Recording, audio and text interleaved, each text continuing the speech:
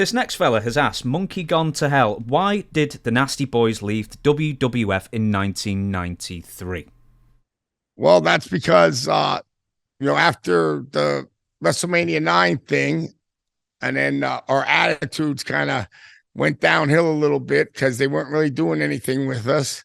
So, then we had a talk, and, we went through a little time there where we went back and forth with Vince, and I said, well, we had a meeting at his office, and we said, well, if you want to give us our release, and we'll try down, go down to WCW.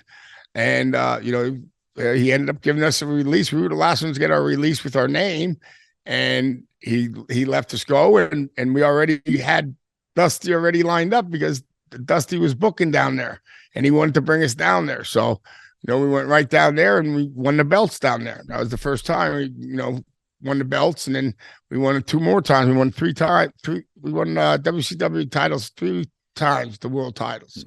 But we were supposed to win the WWF ones, the second time, and then we got screwed. And then after that, our attitudes changed a little bit. Yeah, maybe it shouldn't have, but at the end, when it happened this like that, it kind of pissed us off a little bit.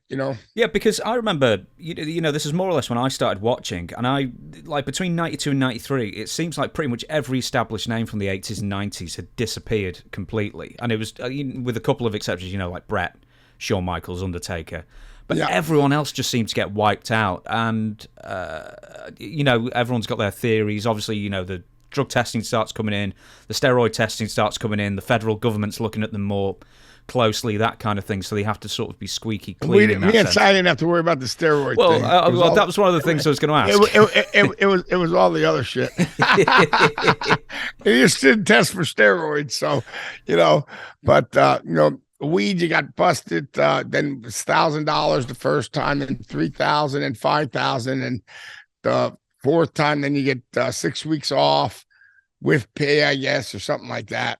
I guess that's the way they put it.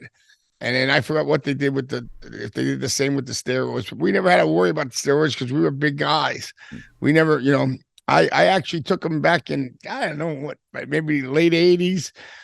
And Davey Boy asked me what program I'm on, and I said, program? He goes, yeah, what are you doing working out? I said, oh, you got to work out with these things? I thought I could just take it and I'd be looking like Hulkster and Ultimate Warrior in about 3 months. But no, you actually have to work out with them. I said, well, I guess I'm not doing that stuff no more. Because we were with the cover up. We weren't the big get to the gym people, as you can very well know, Do you know, amazingly, Dutch Mantel's told me the same thing. So I do a weekly show with Dutch Mantel, and he said, I took steroids briefly when I went to WCW, but no one told me I had to work out with him. I just got fat. Yeah. That was the same with me. I thought I would just get, I'd be getting pumped up and getting in there. You just delts would be swelling like right, exactly. But we got our workouts in after we knew what we had to do to just stay in shape and that. But but in the early rounds, it didn't do anything. So we never. That was. Steroids. Yeah. We just didn't have to do them. We're both big guys. Sag 6'4", I'm almost 6'3", and we were always big guys back in the day. So also with you leaving in 1993, I was also told this recently that as soon as the World Bodybuilding Federation started coming in, then everybody's paycheck started getting whittled. Well, that's true. Yeah, that was a little problem there, because.